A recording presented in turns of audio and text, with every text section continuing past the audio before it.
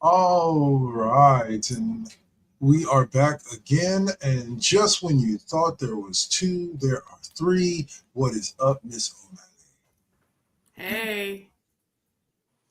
All right, so we are all here, both mentally, verbally, and visually. So for your enjoyment, so let's kick this off with a little NFL talk. As we saw, the NFL regular season kicked off Week 14 this week. You go from that? Yeah. All right, see you tomorrow. Hopefully the lady ain't crazy. All right. Sorry. Well, say. But yeah, so week 14 NFL action had some good games to it.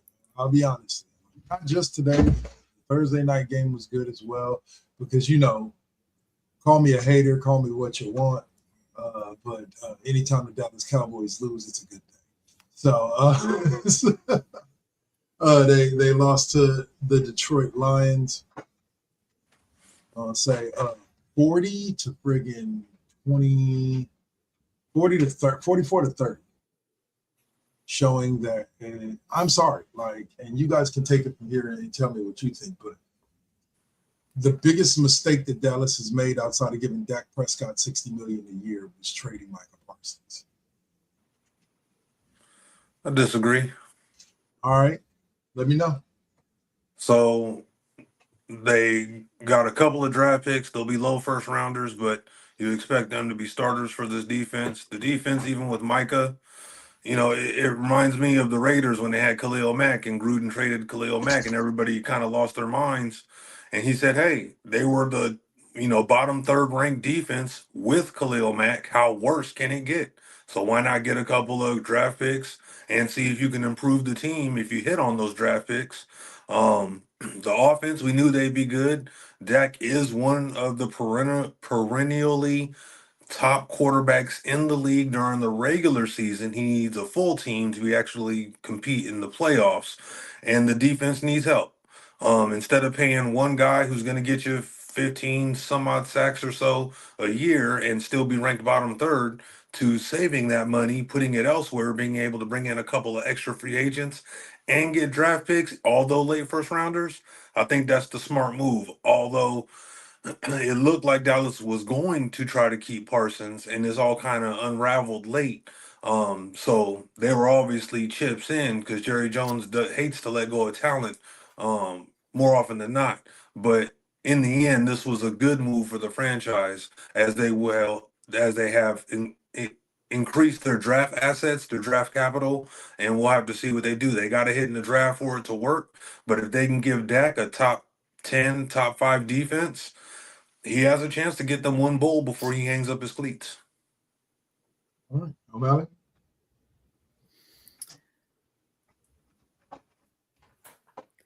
What can I even say here? I mean, there's not a whole lot else to say. He's already said it all. I mean, he's not wrong. God, I hate when you let him go first. All right, go ahead. No, I mean that he said everything perfectly. I mean, well, for me, I would push back only in this way. Only in this way. And this is only to one part of your statement. Dak has had a team before. Dak has had the best defense in the league going into the playoffs and still managed to lose in his first game. So I don't know about having a team around Dak being the key factor to him winning a Super Bowl for them. I don't know what happens to Dak. It's like Dr. Jekyll and Mr. Hyde when it comes to him during the regular season and then during the playoffs. I mean, the playoffs are always a different animal. I mean, They say defense wins championships, but you need a competent offense, and Dak can supply the offense. But when the team is 100% based on Dak performing at a high level, you're not guaranteed, and no quarterback is guaranteed to do that. And more so to your point, the Niners don't have the run they have now without solid defensive play behind every quarterback that has helped them get to where they've gotten to. Oh yeah, that's any quarterback. Like, there's not a single. Joe Montana needed one of the best defenses in the league. Aaron Rodgers, Brett Favre. Yeah. I mean, there's a lot of guys that have one shot the league for their one title. But that's what I'm saying. Is Dak Prescott has led a top 3 offense and like a top 5 defense into the playoffs and still lost in his first matchup. It happened. You got to And consistently have a top defense. Where the difference between them and say the Niners have been consistently top 15, top 10 outside of the 1 year with a gajillion injuries or 2 years with an amount of injuries. But when you look at other all-time greats like Brett Favre and Aaron Rodgers, they only have 1 Super Bowl win, and those wins are sandwiched between not only having capable offense but having a top defense. Oh yeah, no disagreement with you there. Like I said, my point is just Dak Prescott. Like I think Dak Prescott is this generation's Tony Romo. Everybody kept talking about how Tony had the talent to get Dallas to a Super Bowl, but Tony never once did it. And so no defense. He only had 1 top defense, and then it was the messed up the field goal, I believe, that got muffed. That was him. He was holding the ball, so that's on him. That was on him directly against Seattle. I mean, those kind of things, those fluky things happen. I can't say that because I can see where you're coming from, but my angle is just a little bit different because I remember Dallas having good defenses, like even during the Romo years. Like I don't remember Dallas having a defense outside of the top 15 during his entire run, and kind of similar with that. He only had 1. What? No, I'm not saying that. No, I'm pretty sure he had more than 1 that was top 15. Maybe top 15. Like because Dallas's defenses were consistently in that middle of the road. They weren't worse. Now they're one of the worst defenses statistically in the league. But Dallas's defense statistically were always about middle of the road during the Romo years and now during the Prescott years at worst. And they've had some pretty good defenses. Yeah. Well, so does the offense. You can't forget that you have to hand the ball to the ref before it goes down to hike the ball. Like that's Dak Prescott forgetting shit. But I can't knock it though because the 49ers players forgot the rules of overtime. So what can I say? I guess we all have gaps, right? All right. So we'll go from there over to, unfortunately, Aaron Rodgers and the Pittsburgh Steelers, who happen to get the win today to secure themselves as the number 1 seed or as the top team in the AFC North over Baltimore, who had recently had a surge. Both teams were 6-6. Aaron Rodgers caught the 4th pass he's ever thrown to himself. It was one of the most hilarious plays I've ever seen.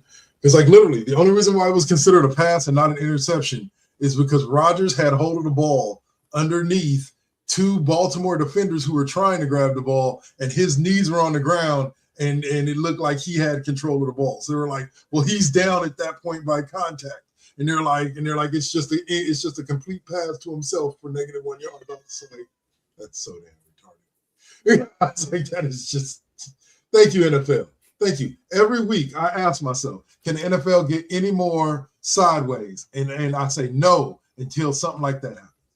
Then I see something like that. I'm like, yeah. Every week it's about jumping the shark. As high as you can get, higher and higher. Yep. How crazy can we get this?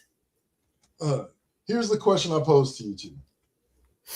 Does Tomlin have enough to put together another? No, I'm not going to say a Super Bowl run.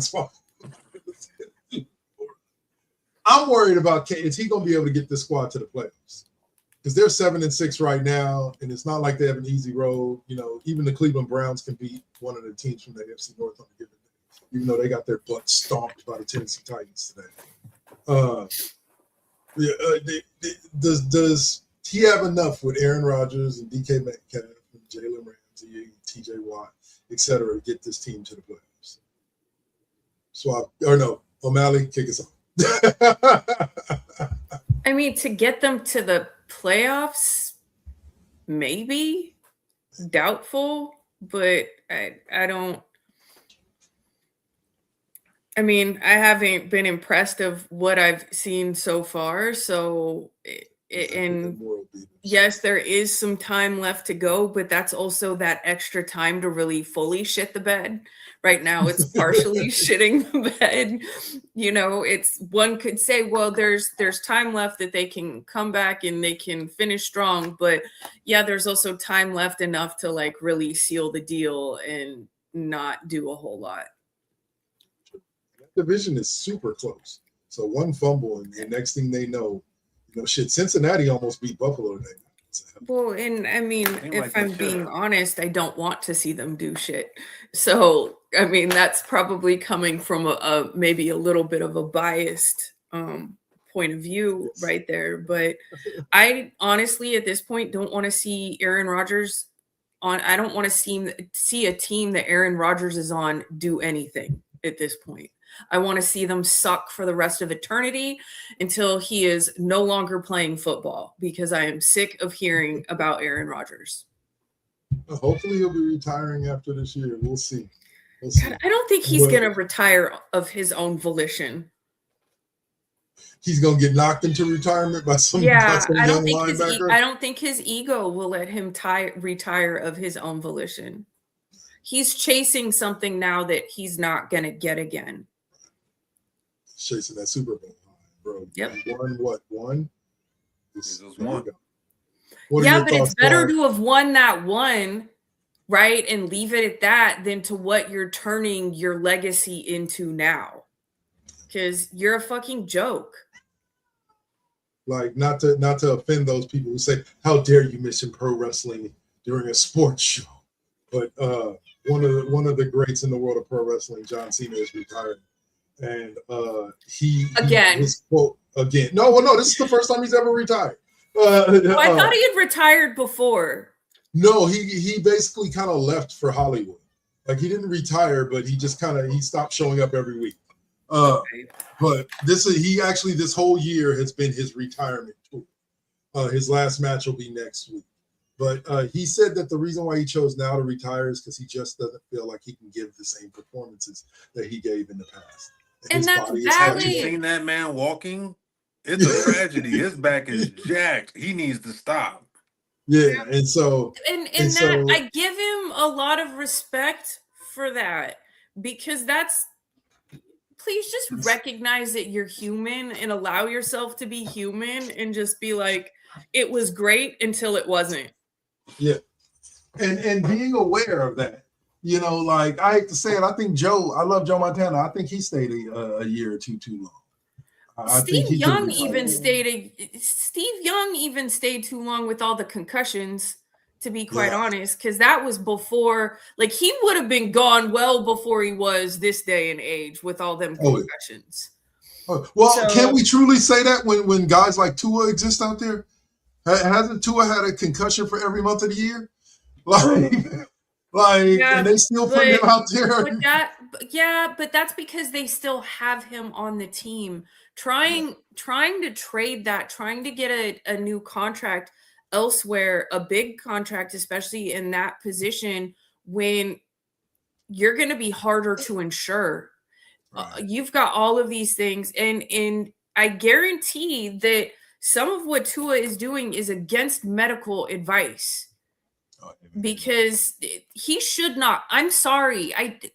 Retire. Okay? You don't have an O-line. Fucking just retire. You're going to end up with your brain mush. You're going to be walking around talking about, who are you?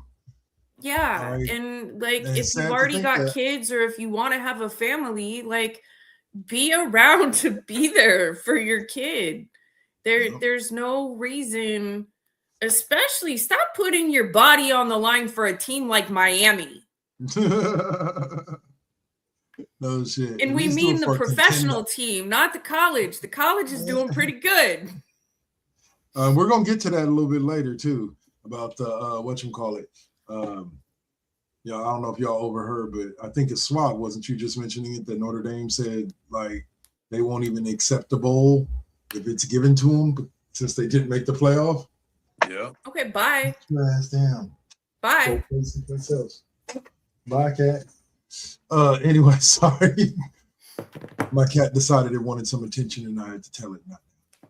But all right. So we'll move from there to what was considered kind of the main event of the day. What are you back there doing? No, you can't get in my lap. Leave me alone. Anyway, the Green Bay Packers and the Chicago Bears. They played for basically first place in the AFC or in the NFC North. And the Bears fell from the number 1 seed all the way down to the number 7 seed, I believe, because they said the loser of that game, San Francisco, would leapfrog them into the 6th seed. So the Bears are going to be going. They fell to the 7th seed. The Packers took over the 2 seed and is behind the Rams right now. Like, see, this is where for me, the whole division leader, that whole part of it has to go away. The division leaders getting the first 4 things, because right now the Rams are the number 1 seed. But Seattle, who has the exact identical record to the Rams, is the 5 seed. What? Is the 5 seed. Sorry about that. So, like, Seattle should be the 2 seed. Like, yeah, do it like college football does now. Regardless of do it by record. Basketball does it like that. Like, come on. What are we going to say, Melanie? He says no. Swab says no. I say yes. Swab says no. He's over there emphatically shaking his head like no. But I agree. This also reminds me of back when we were seeing like freaking losing teams literally getting into the playoffs because they had the better of the losing records. Like, that just doesn't make a lot of sense. I mean, but you know, I'm very interested to hear Swab's pro what it already is right now and anti-fairness. So really, it comes down to the divisions. Unless they do away with the divisions, which will negate a lot of the rivalry games that exist now between the division teams. You wouldn't play each team twice anymore.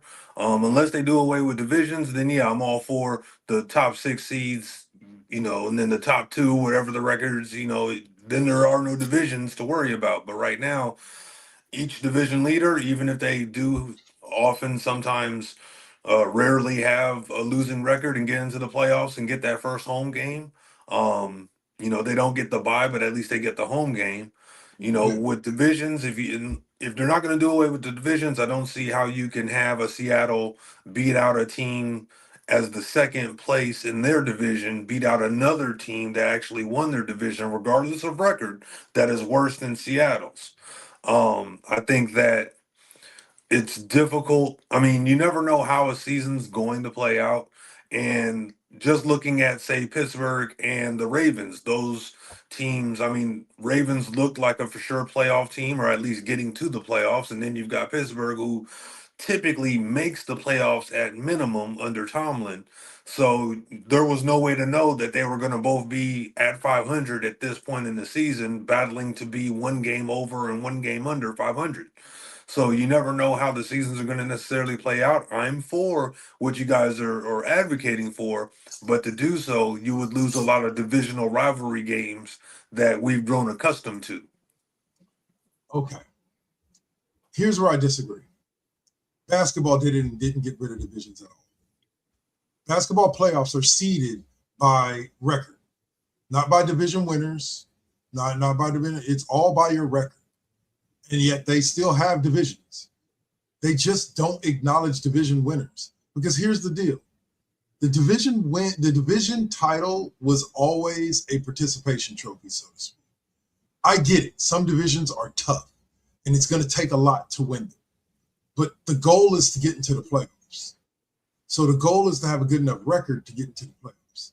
And I agree that it would eliminate, one of the positives is it would eliminate a 7-9 team making the playoffs, a la Seattle, from that 1 year when they were 7-9 and won the NFC West. Even though they did upset New Orleans and that made for great football, it would definitely prevent that. But I'm saying, I think if the league itself just kind of goes, okay, division titles are just division titles.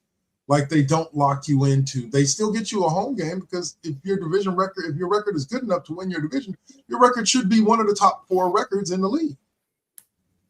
But if it's not, in the rare instance that it's not, kind of like it is right now with Seattle and LA having basically tied for the best record in the division, not in all of football, that would be between ironically, the Denver Broncos and the fucking New England Patriots at 11-2. Who the hell saw that coming?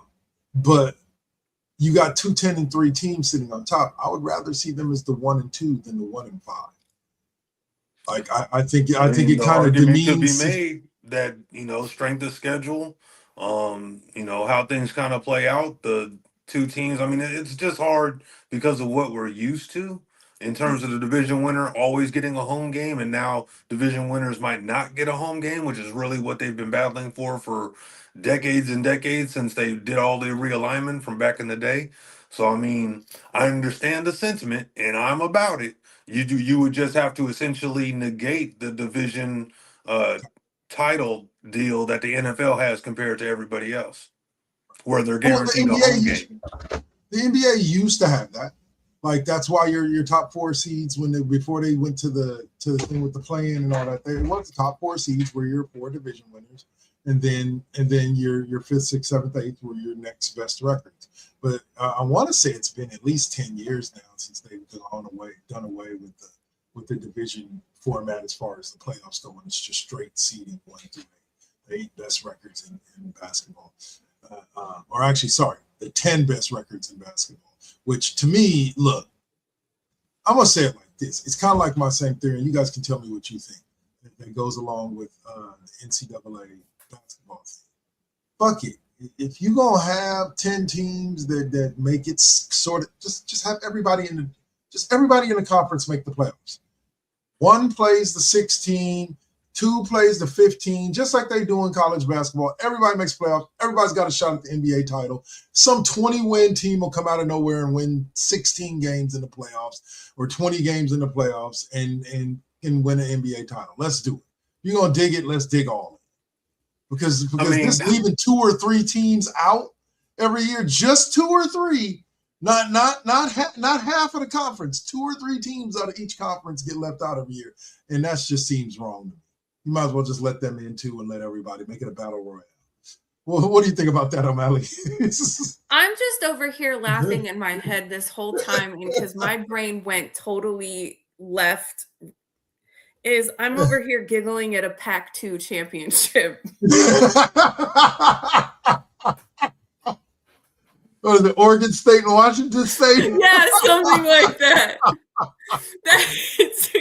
Oh man.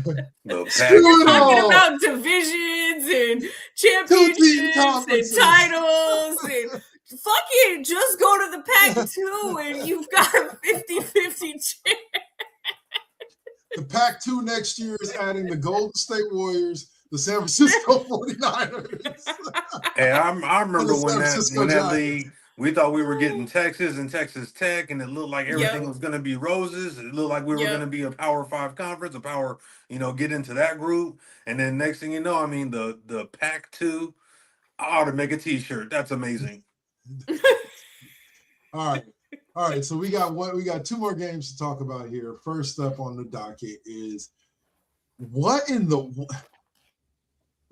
I've seen video games go make swings like they did in this game, but I've never seen real games do this. Not back since the Houston Oilers came back on the Buffalo Bills, or was it the vice versa? No, Oilers beat the Bills. Oh, Oilers beat the Bills in that 30-point comeback. Yeah. Like, what in the world? Cincinnati looked like they had this game in hand. And then the Bills said, no, thank you. We'll take our victory. Combination of 2 things. Joe Burrow made some mistakes, some not really of his own volition, but he made mistakes. And the Cincinnati's defense is still a year or 2 away from being truly competitive to help him get back to Super Bowl status or worthiness. And that's only if they can manage to keep Trey Henderson. They got a lot more than just him. Yeah. Just so you understand what Swab was talking about out there, in the 3rd quarter, they had a handy 28-11 lead, or 28-18, or 21-18. 21-11. It was 21-11 at one point. 21-11. Then the Bills made it 21-18, and then on 2 consecutive plays, it was 2 of the craziest football plays I've ever seen in my life. Joe Burrow threw a ball, it was swatted up by a defensive lineman and caught by a linebacker for an interception. And then the next play, I forget he got popped up again and picked up. Oh, no, that was the one that was truly weird because Joe Burrow saw a Buffalo defender directly in front of his face, tried to throw it over him to his like tight end or somebody behind him, and dude just reached up and said nope and took it and went for the pick six on back-to-back series, like back-to-back plays. And it was just insane with the Buffalo Bills today, but they may be that team of destiny. Or here's the question: after today's game, would you believe that Buffalo is the one that will be the next Kansas City, or do New England or Denver have a better shot? They're leading the conference right now. They're the number 1 and 2 seeds. I'll say it like this. New England reminds me of Jacksonville. They're having an upswing right now, but reality will come back to them next year. I don't see them sustaining the level of success and close victories that they've had this year going into next year, although it does boost and build confidence for that franchise. Denver is in the same boat. They're in a tougher division per se than New England still. I don't see them necessarily holding on to this momentum. The Bills, I believe the Bills are due for a one-shot title, a la Aaron Rodgers and Favre, like we were talking about. It's going to come together on defense. Josh Allen is a top 5, top 3 quarterback, depending on the week. He rarely seems to have bad games per se, but there are times where he has clear issues. I think they can get one down. I don't see the consistency of what Kansas City has been able to accomplish the last 4 or 5 seasons for the Bills, New England, or Denver. And out of those 3, Buffalo has the better shot to do it. I just don't see it. Okay. O'Malley, any thoughts? Not really. Not really? Okay. I'll say it like this. I don't know. The only part that I don't know if I agree with you on, and trust me, I don't want to see this just as much as nobody says other people don't want to see it. I think New England is a lot more legit than what people give them credit for. I genuinely do. And I'm not saying admit that. There is and no I part understand of me that will ever admit that. I don't care whether or not I like or dislike or hate the Raiders anymore. There is no part of me that will ever acknowledge that or utter those words out of my mouth. No. My coworker, huge New England fan, adore her, but nope, you'll never hear me even. That's nope, not going to happen. Dang. What about if they win the Super Bowl this year? I don't see it. Yeah, that's not going to happen. So then let's say if they win the Super Bowl this year, we'll say they're legit. I would say that they're Are you that legit, sure of that it? they did a one shot. I still wouldn't see the same success. And I would say it like this. I like Mike Vrabel as a head coach, but I don't think that he can finesse the salary cap like Belichick did. There's a huge difference in those first handful of Super Bowls that they went to, or the first 3 Super Bowls they went to. They had a pretty stacked team. But as soon as players started needing to get paid, he had to shave certain pieces off or allow them to retire. And then things, they became kind of up and down. Win one, lose next 3, win another, kind of that kind of deal. I don't, Drake May's going to be paid like a top 5 quarterback when his deal is up, regardless of whether he's playing well or not. But let me just state this. That's the thing that I say. I don't see this team going. Nobody, let me put it to you like this. We're not going to see another team, I believe, in our lifetime go on a run like what the Patriots did. We're watching Kansas City, though. Kansas City's run is just about over, bro. Like, they're not going back. They might not even they might not make the playoffs this year, and that will end that run. And if they go back to the playoffs, it happened to New England, too. There was years they didn't make the playoffs. It was due to injuries. 1 year out of 23. Like still, it happened. Bro, I'll put it to you like this. If Kansas City falls off this year, they ain't coming back to what they've been the last 5 years. Even with Patrick Mahomes, they ain't coming back to what they've been the last 5 years. Like, I'm sorry. They will swing for 2 reasons. First and foremost, their key players are getting older, as all teams in that manner do. But also the other teams around them, a la Denver, New England, are getting better. They're young and they're getting better.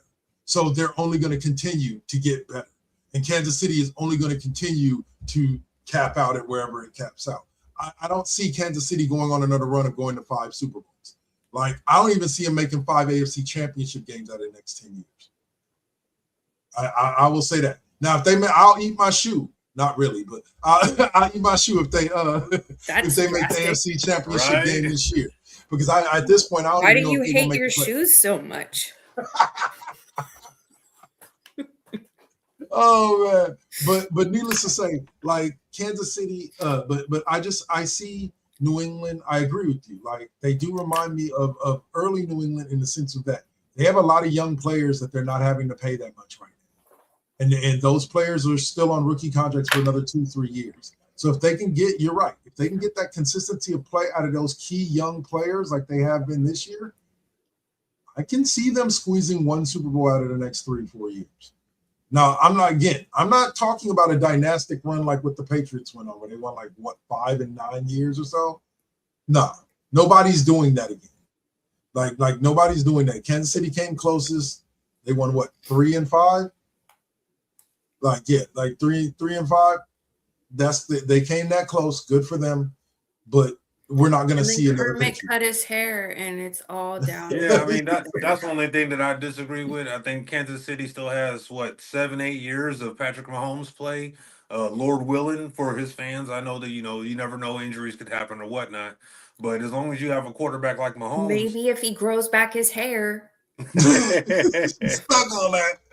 I mean, he's gonna have up and down. I agree. The Denvers and all that, and the Chargers. You never know which one of them is gonna pop up and knock them off. But remember, New England didn't necessarily win it every year, and although they had a much weaker division that they played in at the time during that run, I think that they're, depending on Andy Reid, I would say is really the linchpin for that team. If he stays the next 7 years, I could see them getting another title or 2 out of that by replacing key players like Chris Jones, and they've already worked at replacing Cheetah. They're gonna have to find a new Travis Kelce, somebody that's a reliable target in the Kelce They have role. that So I Noah mean, Gray. not They have that Noah impossible. Gray.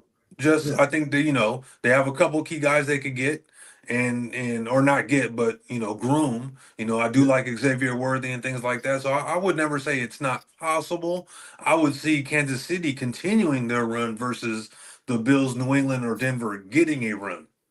Bro, let me break it down for you. Kansas City's decline started 2 years ago in the Super Bowl when they almost lost to the Eagles and they ended up beating them. And then last year they lost to the Eagles, and they didn't just lose to the Eagles; they got spanked by the Eagles. Now they're Eagles might sitting be due for that run. Hold on, they're sitting at 6-6 and are down 10-0 to the Texans, bro. To the Texans. I'm not saying the Texans aren't a good squad. They got some rebuilding to do. So that's what I'm saying. I don't think this 1 year fall off is just a 1 year fall off. And mind you, they're doing that. They're doing this 6-6, potentially 6-7 with a healthy Patrick Mahomes behind center. So I mean, the difference it's comes not down like the difference comes last year. They won a lot of their one-score games, which was a huge difference. This year, they're not winning all those games, and it didn't really come down now they're necessarily to losing to penalties. teams like the Dallas Cowboys. Heck, look at Pittsburgh and Baltimore. So I mean, they're still in striking distance, and until the king is dead, in my instance, unless Andy Reid or Mahomes kicks the bucket, Kansas City's got a shot. I don't know how you bet. Oh, don't get me wrong. I'm not saying that they don't have a shot, but they have the same shot that the Cincinnati Bengals, Cleveland Browns, and Tennessee Titans have. But I wouldn't say the Titans. Nah, I agree with you. Having Mahomes always gives you a shot at the playoffs, and if you can get into the playoffs, you just need your defense to play well for 4 games, and you can win yourself a Super Bowl. But my biggest thing is the same thing that happened to the Warriors, like 2019, 2020. Well, I'll say 2021 and beyond. The road got a lot tougher for them to an NBA Finals because not because they got worse, but because the NBA and Western Conference got really good right around them. So well, yeah, because when you were talking about, New England in the East back then was much easier for New England, for the Patriots then. Right. I mean, that's kind of like LeBron in Cleveland going through the East to get to the finals, because everything leads back to fuck LeBron in the end.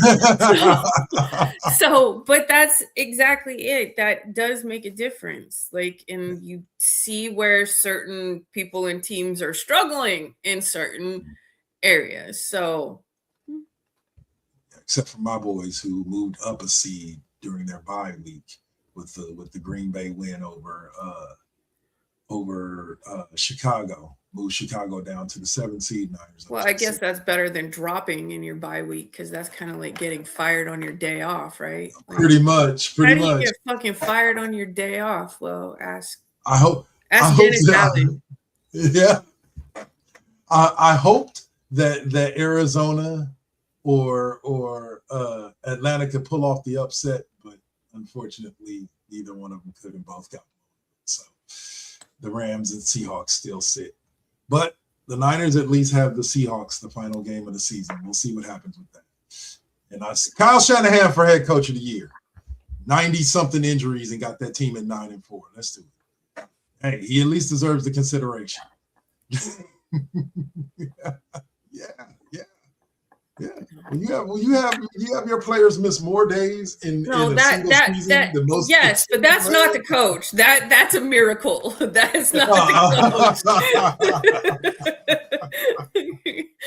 That's your record is that despite everything that is going on. Hey, there's a guardian angel in the corner somewhere, drunk off their ass, going, "Give me a fucking break."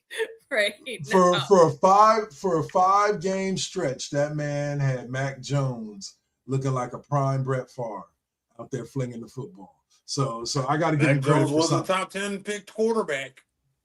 Yeah, who fell off and then had to come back as a backup quarterback. And even though it does make me dream of what would have happened had they taken Mac Jones over Trey Lance back in the day and just stayed at number 12, how different the team could have what we thought was going to happen. Yeah. So, but anyway. All right, so that'll kill us for football for this week. Anyways, and still spend all them picks and all that shit, and to end up in the same damn place you would have been regardless. All I know is all praise to Mac, because without him, we'd probably be, if we had anybody else at that backup position, we'd probably be like a 3-win team right now, be competing for a top 5 for pick sure instead of a playoff spot. So I think he was 5-1 as a starter. So yeah. I have nothing negative to say about the man other than get us some traffic. Let us play well enough that we can trade you this offseason and get back some of them first and get back some of them draft picks. No, he was on a 2. He was on a 2-year deal. Fucking go out there and kill it so we can trade you. So we can trade you. We need some of them draft picks back. I don't think the Niners trade him.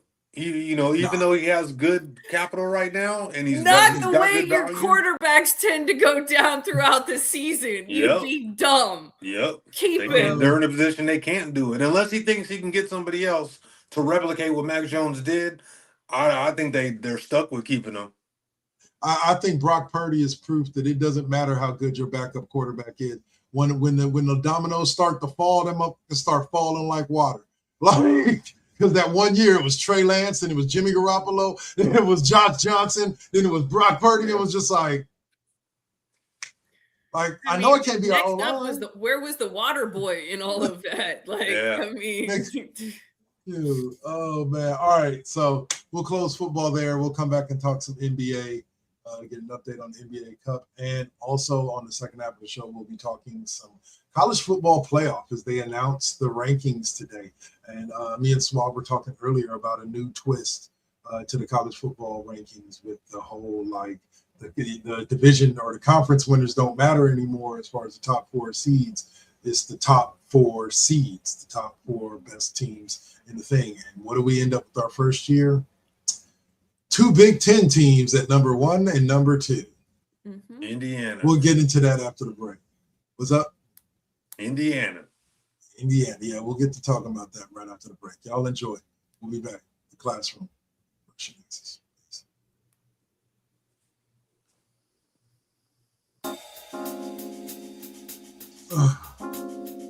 We back at it. Yep, we still doing it. Poetic beat. First GenXers. Gia. Let's get it, y'all.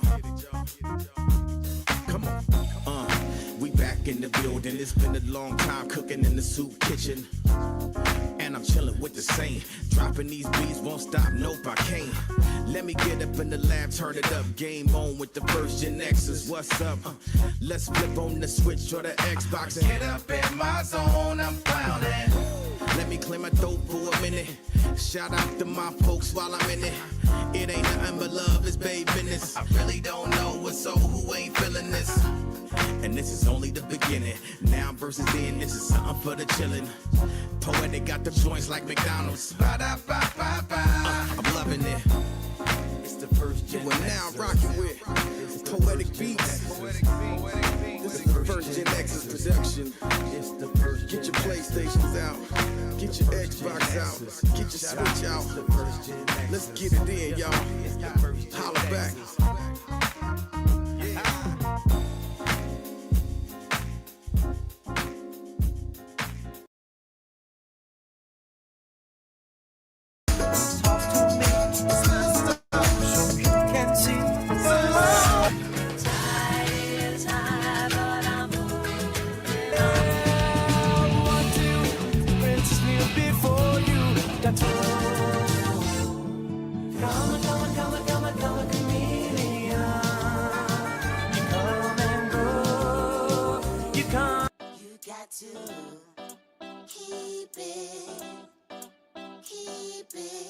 You got to keep it lovely.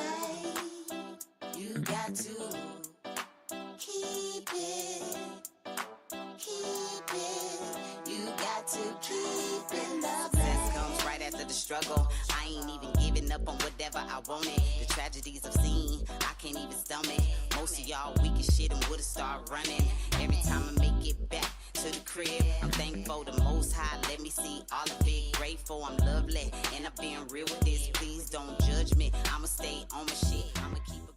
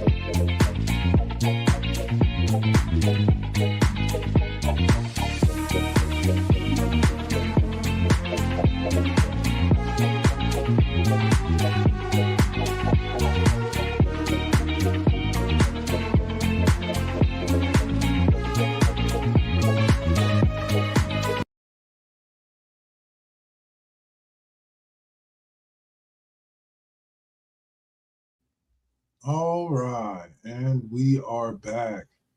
Y'all enjoyed that little block reminding you of what we do here at the First GenXers Broadcast Network. Music shows to this show to pop culture, we cover it all. So stick with us here on Twitch, YouTube, or YouTube, First GenXers or WKKW Network. All right, so let's get back to this talkity talk. Let's see. All right, we're NBA Week 7. This week really didn't turn in a lot. Last night, we had the Warriors pick up a gritty win against the Cavs. Was Steph out for that game? I can't remember. I think all the starters are sitting. Yeah, they were all out. So it was led by Pat Spencer. No. Pat motherfucking Spencer. I've liked that guy. He reminds me of like Leandro Barbosa. You know what I'm saying? Like Barbosa wasn't a big name. Like he wasn't a big name signing, but he was critical to that Warriors run in 2014, 15. He gave good minutes off the bench, was really a motivator for the squad. And I think that although Pat Spencer is not necessarily a veteran, I think he brings a lot of energy to the table. And I think what he brings helps motivate the team to continue to play better, especially the backups. Now, I had heard that the Warriors were supposed to be signing Seth Curry on Monday.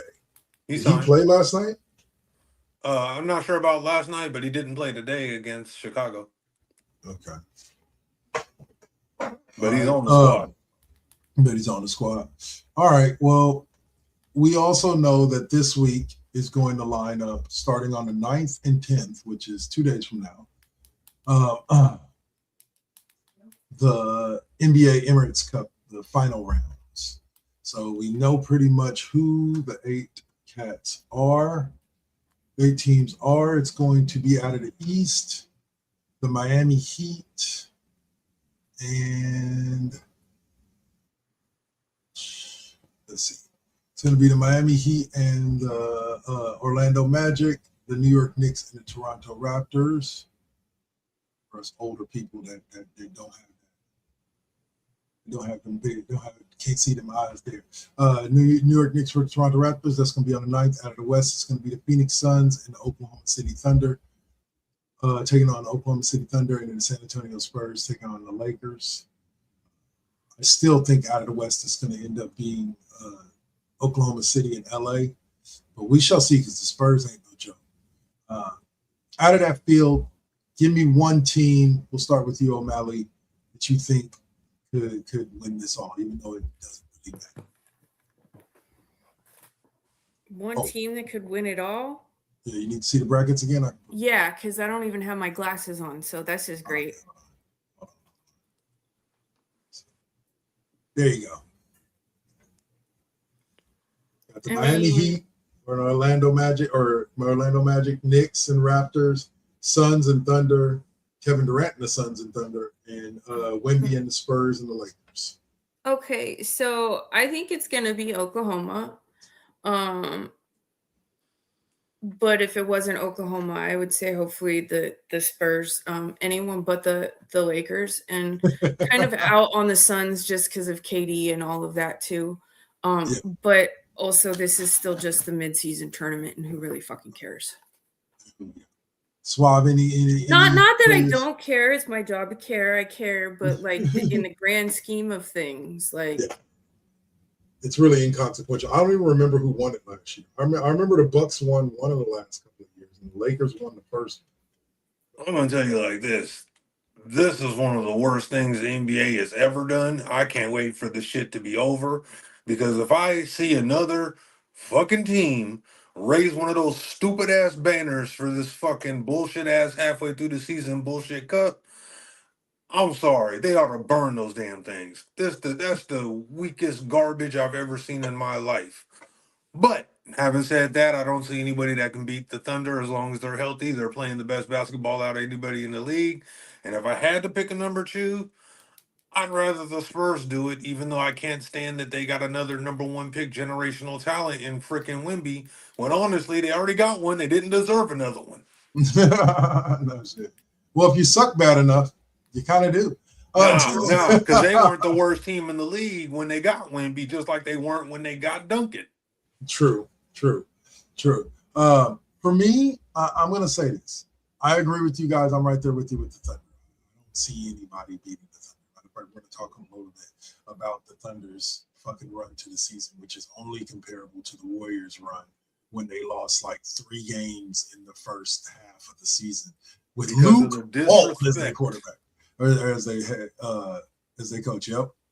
But if I had to pick a number 2, I'll be honest with you. I'd like to see the Orlando Magic. They're young. They're up and coming. They just signed Desmond Bane, I believe, last year from the Memphis Grizzlies to add some defensive grit to them. And they got Paolo Banchero over there. Really like that guy. So if it had to be anybody other than the Thunder, I would love to see it be another young team. You know, as Orlando, I like what they've got building over there. Yeah. I like Wagner. I like Banchero. I like them bringing Bane over from Memphis in that trade. So, I mean, I like Orlando. I got a soft spot for them because, honestly, they got screwed out of all the Shaq Laker years when Shaq should have stayed his ass in Orlando. Maybe Anthony doesn't get hurt. Dennis Scott, you know, they had a hell of a team back then. It would have been nice to see what Orlando would have done had Shaquille not bolted to the Lakers. Right. Exactly. See how long they could have ran the East. That would have definitely been a formidable team, especially with him and Penny Hardaway. Man, come on. Yeah. All right. Now, here's what's funny to me, though. How are the Detroit Pistons the number 1 seed? How are the Detroit Pistons 19-5 and coming off a 13-game winning streak? But I guess they lost they didn't do well in the Emirates Cup. The games they lost knocked them out of it. Wow, that's insane. 19-5 and sitting on the outside looking in. It should be coming down. We should be getting an NBA Finals preview in Detroit versus Oklahoma. But instead, we'll have to settle for whatever comes out of it. Yeah, the cup is trash anyway. Swab, I do have one way that they could rehabilitate this midseason tournament. Again, abolish the All-Star game. Nobody really cares. Doesn't matter if it's USA versus the world, whatever. Nobody really cares. Abolish the All-Star game. Make the NBA Cup tournament a worldwide tournament. Bring in teams from other leagues. Bring in teams from around the world. I don't think they can do that during the season and risk teams getting their best players hurt when they haven't even won the title or fought for the title. They could. I just don't think teams will be too juiced to lose a player to injury versus Brazil or Argentina and then not be able to compete for a title. Well, make it some of the, like use the Olympics as a barometer, make it an extra couple of games that teams from the Olympics can play. And you have the top 8 teams, the top 8 best records, screw the round robin stage. Or you can do the round robin stage, but you have the top 8 best squads in the NBA take on 8 of the best squads from around the world. Honestly, I like that for the actual Olympics. The team that wins the title that year should be the team that represents us that year in the Summer Olympics for the title. Don't put the all-star team together. Let the team that won the chip go out there and win us the damn gold. I think that would be pretty slick. I think that would be too. Any thoughts on that, O'Malley? No, I think that would be a much better approach. Yeah, to make it the whatchamacallit, or right like now it's trash. Do the Olympics. Yeah, it's trash right now, honestly. I mean, it's the way that it's done too. It's so. What games constitute those games? What games don't constitute those games? And it's like, a couple over here, but then some random couple over here, and what the fuck is that actually? Yeah, it doesn't make any sense. All they do is change the court. Oh, they're playing on a different court. Oh, they're playing cup games. They're playing what games? Yeah. All right, so now let's jump on over to OKC. And I had said we were going to talk about them right quick and their historic start to the season. Like I said, at this point, OKC is 22-1. The last team that we saw with even a similar record, I don't remember if the Warriors hit 22-1. I just remember they were like 40-something-3 at the All-Star break. We almost broke we broke the Lakers record for seasons without a loss for games without. If I'm not mistaken, we're either we didn't break the win streak. We didn't break the 33 game. We won like Okay. 20 something, then we lost a game or two, or then we lost 1 or 2 games, and then we won. I know that the Warriors got to 20-1 because that's the record that Oklahoma City just broke.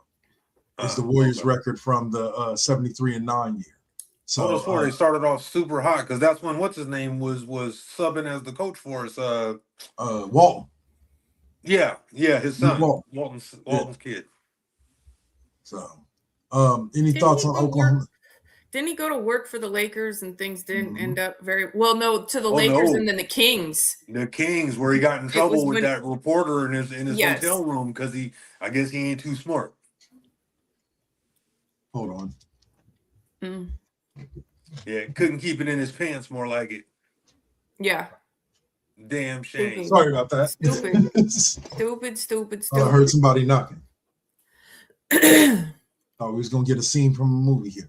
Anyway, no. But yeah, nah. Like, and I think I'll be honest with you. I think talent-wise, this team is as good as that 73-9 team was. They have talent 1 through 5, and they have talent 6, 7, 8, 9 down on the bench. Like, And they got more coming in because they might end up, they've got so much draft capital still from all the moves that they made. I mean, Oklahoma City is the real deal. They can augment without going to free agency. They can legit bundle picks together to get the exact player they want out of any of the next couple of drafts. So, I mean, I knew that this was the type of run they were going to have because I was saying it when their season ended, that it really felt like if Hallie hadn't gotten hurt, Indiana could have had a chance to beat them. They took that as disrespect, just like the Warriors did when Kyrie and Love were hurt and they got their first chip, and they just ripped everybody's ass the next year, showing them, hey, we was going to win that shit regardless. This is OKC's turn. I can see that. I can see this being a dynasty because you have somebody, like I said last week, you have somebody like Sam Presti holding the checkbook, and he's willing to spend what it takes. Only thing stopping them, like stopped us, is injuries. That's it. But let's see. All right, so that was them. Now let's go on ahead and get to, because we're close to time here, but we can go a little over. I want to say the college football playoff. Now today was announced the college football playoff and what teams were going to go be each one of the. I know what team's What? not going. Yeah, a team. Cry babies. Let's Let's talk first about that, in the fact that Notre Dame is crying us a river because they did not make the college football playoff. According to trustmebro.com, they're going to skip the. It's been heard that they're talking about that they're going to even skip a bowl game, even if they're offered. Bye. So upset about not making the playoffs. So we see O'Malley's thoughts on it. Why? What terrible fucking sportsmanship, honestly. But fucking crybabies. Just, you had an opportunity and you fucking blew it. I mean, they are the defending runners up from last year. You would have expected them to, maybe squeak in, but they obviously didn't do enough on their end of the table and left it up to the because they're voters. not the defending winners; they're defending runners up. That's what. It's still, they were the second best team out of all of college football. They can hang their head on that a little bit. Who did they lose to? Ohio State in the bowl. The Ohio State. Well, The team that lost yesterday. Yeah. Yes. I can respect Notre Dame's stance. I will say I'm a little disappointed for some of their seniors because typically you get, awards or whatnot when you win your bowl game. And it would be nice for those seniors to be able to win a bowl game and go out with it, even though it's not in the college football playoffs. A bowl game is still a bowl game. And it's still another opportunity to get looked at by scouts for your players that are going into the draft or could be drafted. Yeah. It's a poor sportsmanship, crybaby, passive aggressive.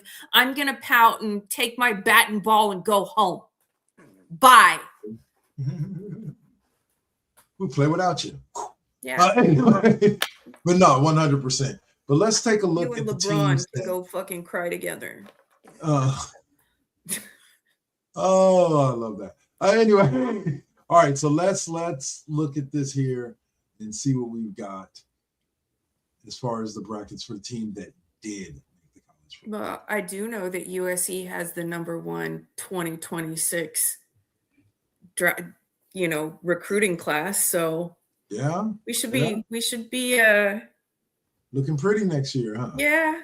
Hey, I think we'll I can't start lie. the season better than what we came in this year. I'm a proud Golden Bear fan this year with them going 7-5. Like, but Yeah, I was Swab, Room for happy. I Indiana was with our happy guy last Mendoza. weekend. I had the Cal game on the big TV, the USC UCLA game on my laptop because the stupid hotel doesn't get local channels. They only get fucking like the Discovery and ESPN and all of those fucking weird Dish Network channels. Yeah, so fucking Cal was on the big screen and USC is on the little screen. That seemed something wrong with that, but at least I got to watch both games at the same time. who did they beat? I forget who they beat last week. They beat the one that they beat them out of SMU. being able to go to their Conference division championship. their conference championship. Yeah. Yeah. They was SMU. SMU with the win would have Yes, been in, and because they lost to Cal. Look at Cal over there playing spoiler. They ain't winning no national titles or conference titles, but they over there playing spoiler. Hey, if you can't yeah. if you can't win the whole thing, at least freaking beat a couple of teams out of it.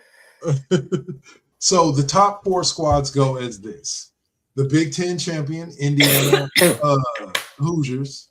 Swab, good call last week on pointing out Indiana and their current run.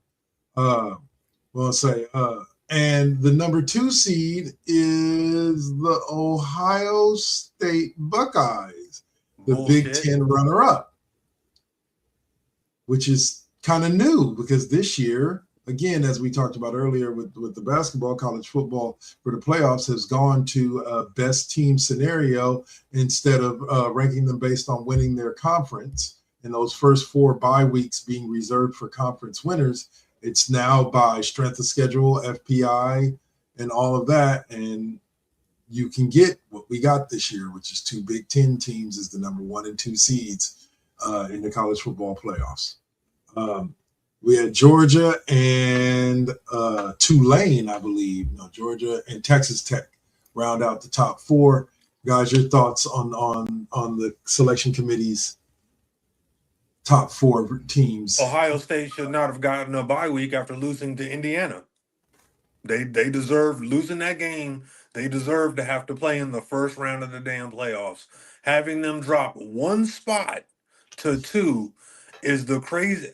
I was actually trying to think the last time I can remember, maybe in the Alabama years, but Alabama, it was more so they fell down and had to earn their way back into the top 2 before the season ended to get into the championship game. I do remember a couple of those years, and maybe there was another year where they lost once and got over somebody else that was undefeated.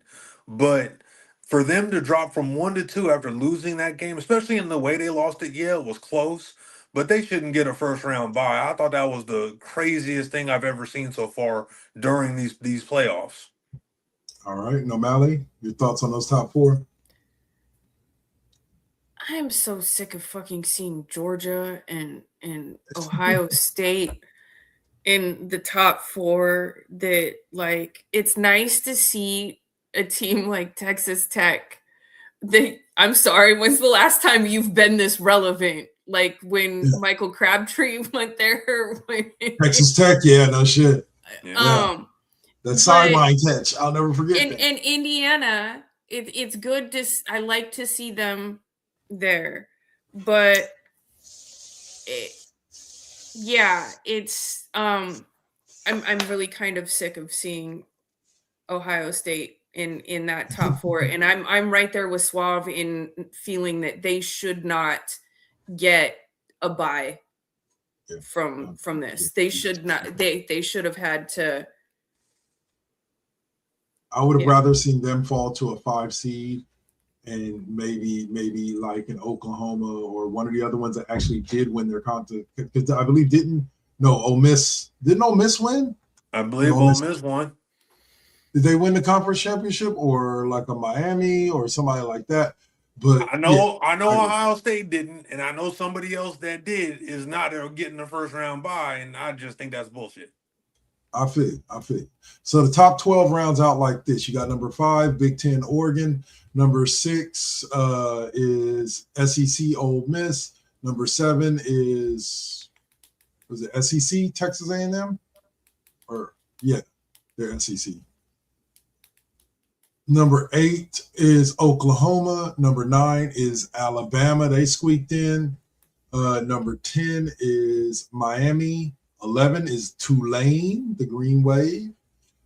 And they're going to face Ole Miss again. Earlier this season, they lost to Ole Miss by 5 touchdowns. So that should be a fun game. And then number 12, James Madison.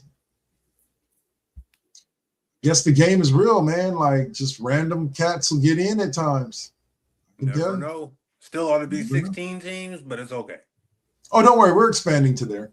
Yeah. They'll be expanding to 16 and potentially 24. I've always said the magical number to stop with college football was 24. Yeah, I'm down with that. Because then you get one team that's ranked 25 that's trying to fight to get in that top 24, and the other top 24 at the end of the season battle it out to see. Yeah, it's hard to make your case when you're sitting on 3, 4, or 5 losses at that 25 spot. Yeah. So I don't know. It's looking like it's going to be a good. What's that? Sorry. Where the hell did James Madison come from, though? I don't know. I don't know. I can tell you which conference they came. This is the NIL.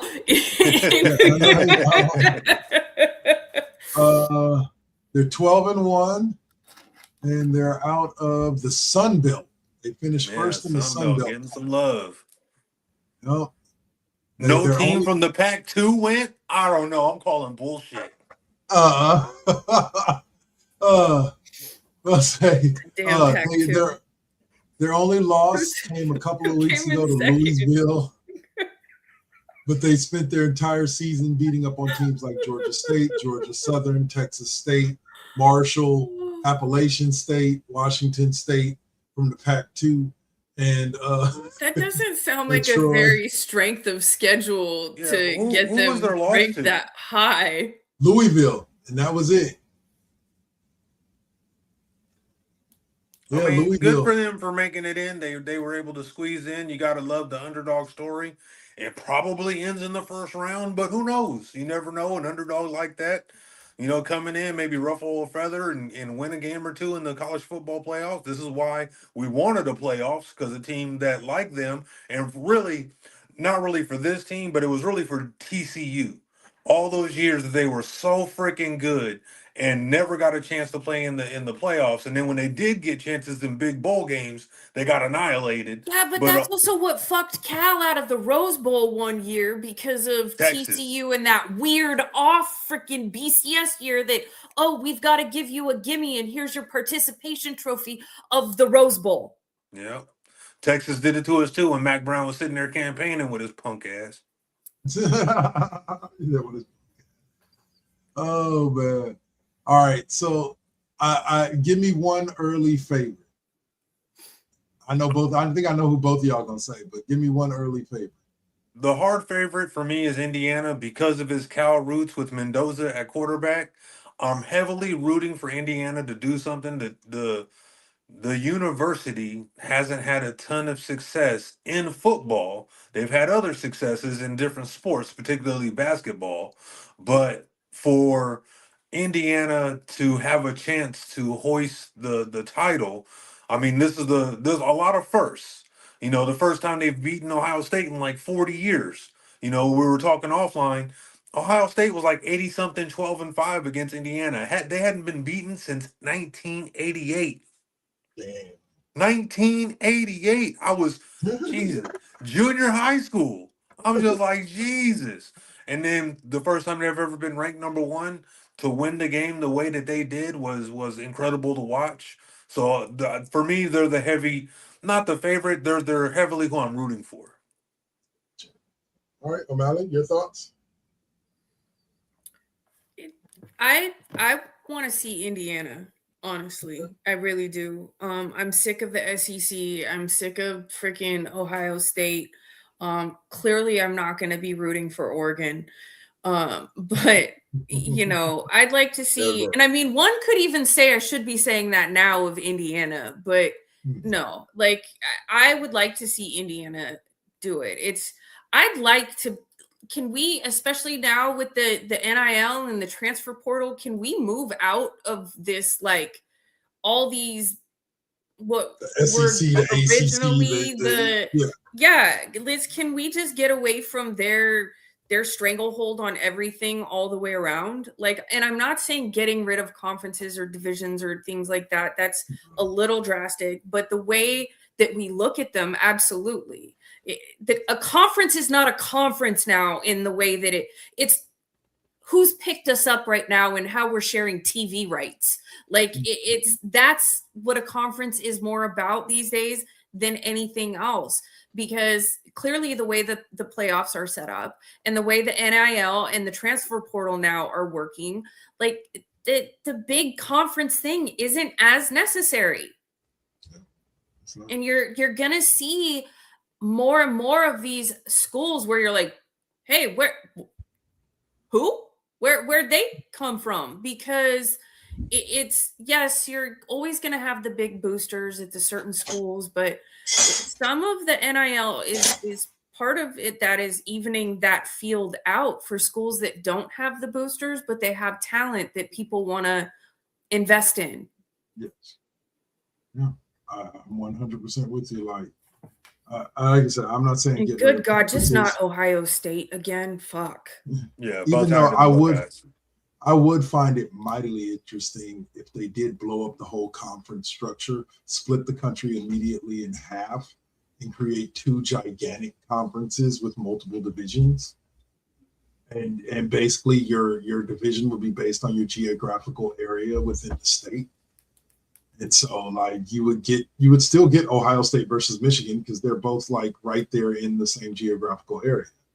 But then you would get other teams that would never be playing like Michigan or Ohio State playing them because they're in the same division or they're in the same conference. And you split up the country like that. And then you have conference winners. Like you can split it into 4 conferences on each side of the country. So the top 8 all get a bye week. That you bring in, like I said, what would it be, 24 in order to do that? And the other 16 fight it out to see who's going to face those 8. And I think that would give you the division winner or the division winner in each conference plus 2 playoff teams from each division accordingly. Or you could do it by record. Who the other 16, 8 from each conference, who the other 16, and then they don't face each other down to 2 people facing each other. They all go into one big pot.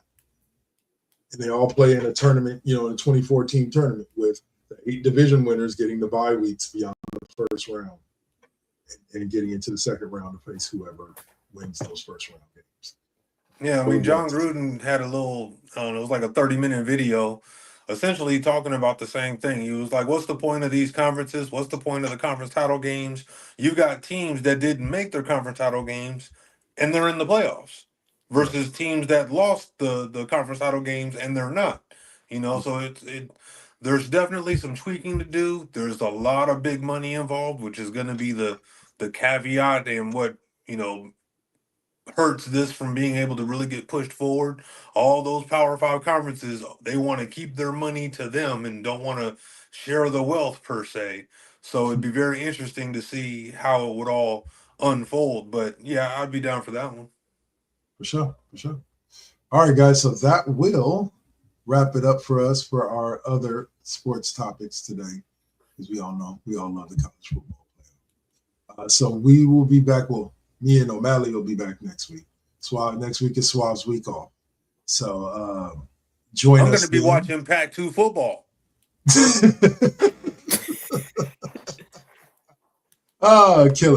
Killing me. All right. So for all of you that tapped in, thank you for watching, and check out Now versus Then probably in about a half hour after this show goes off the air. Saint will be back with music and video games for you. And we will be back next week to talk sports. And I'll be back on Tuesday to play some video games, some college football stuff. All right. So y'all have a great night. I'm Ali Suave. Thank you for joining me as always. It's been a great show. We'll check y'all out next week. Peace.